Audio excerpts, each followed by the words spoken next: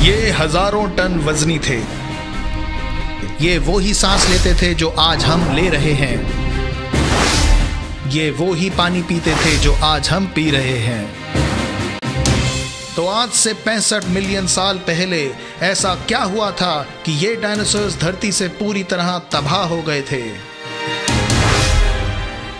अविश्वसनीय, अद्भुत, षड्यंत्र से भरा, आलोकित।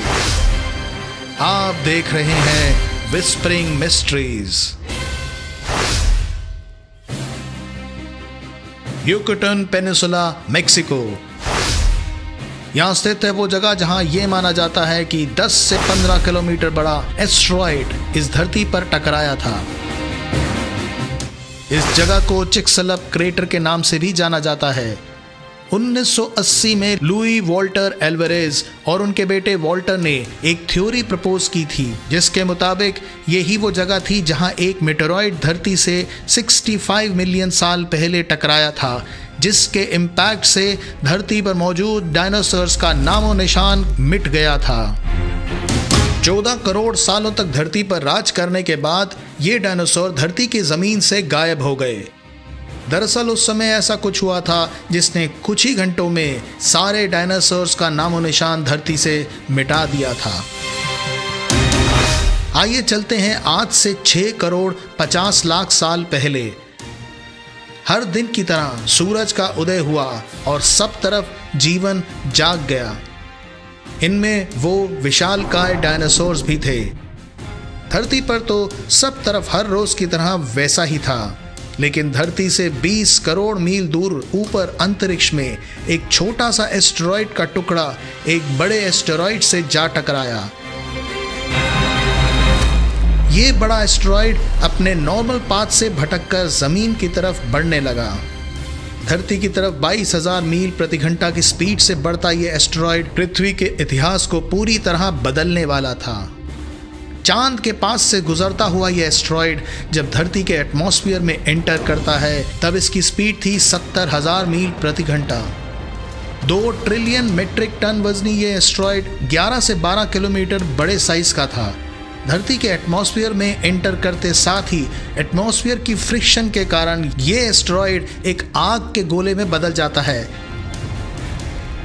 इसकी तेज स्पीड का आप इस बात से अंदाजा लगा सकते हैं कि ये एस्टेरॉयड केवल 4 मिनट में अटलांटिक ओशन को पार कर लेता है और हवा के फ्रिक्शन के जलने के कारण इससे इतनी ज्यादा रोशनी निकल रही थी कि जमीन पर मौजूद हजारों जानवर इसे देखते ही अंधे हो गए। अचानक ये विशाल एस्टेरॉयड मेक्सिको की जमीन पर जाकर टकराता है और इससे इतनी गर्मी निकलती है जितनी 10 हाइड्रोजन बॉम्ब्स में से निकलती है, यानी अप्रोक्सीमेटली 25,000 डिग्री सेल्सियस। इस एस्टेरॉयड के जमीन पर टकराते ही हजारों किलो पृथ्वी के पत्थर टूटकर ऊपर स्पेस में चले जाते हैं और इस इम्पैक्ट की जगह पर 150 किलोमीटर बड़ा और 20 किलोमीटर गहरा गड्ढा बन जाता है। इतने भयंकर इम्पैक्ट के बाद सारी धरती पर 16 मिनट और 40 सेकंड के बाद एक बहुत भयंकर और बड़ा भूचाल आता है रिक्टर स्केल पर, जिसकी रीडिंग थी लगभग 11। इसी अर्थक्वेक ने धरती के समुद्रों में एक भयानक सुनामी को जन्म दिया। दूसरी ओर अर्थक्वेक से पूरी धरती के टेक्टोनिक प्लेट्स अपनी जगह से हिल गई, जिससे कई बड़े बड़े सोए हुए वोल्केनो भी एक्टिव हो गए। एस्टेरॉयड के इम्पैक्ट से 800 किलोमीटर के आसपास की तो बात आप मत पूछिए, हर एक जानवर और पेड़ धूल में बदल गया। जमीन पर मौजूद डायनासोर तो इस विनाश से खत्म हो गए, लेकिन हवा में उड़ने वाले डायनासोर अभी तक इस तबाही से बचे हुए थे। तभी इम्पैक्ट के 40 मिनट बाद धरती से जो हजारों करोड़ों पत्थर अंतरिक्ष में उछल कर गए थे वो अब आग के अंगारे बनकर धरती पर बरसने लगे। वहीं एक धूल का तूफान 6,000 किलोमीटर प्रति घंटा की रफ्तार से पूरी धरती को अपने में समा रहा था और जो जानवर यहाँ बच गए थे उनके लिए ये मौत का फरमान लेकर आ रहा था। धरती और ब्रह्मांड के बीच एक धूल की मोटी चादर आ गई और इसी बीच धरती का टेम्परेचर 100 डिग्री सेल्सियस तक पहुंच गया, यानी उतना टेम्परेचर जिस पर पानी उबल जाता है। ये टेम्परेचर धीरे धीरे बढ़कर 40 मिनट के अंदर अंदर 200 डिग्री सेल्सियस तक पहुंच जाता है। इतने गर्म टेम्परेचर पर धरती पर मौजूद बाकी डायनासोर्स भी मारे जाते हैं। कुछ छोटे जानवर अपने को बचाने में सक्सेसफुल रहते हैं क्योंकि वो अपने को किन्हीं छोटी गुफाओं या गड्ढों में छिपा लेते हैं। 95% धरती के जानवर इस धमाके से खत्म हो गए थे।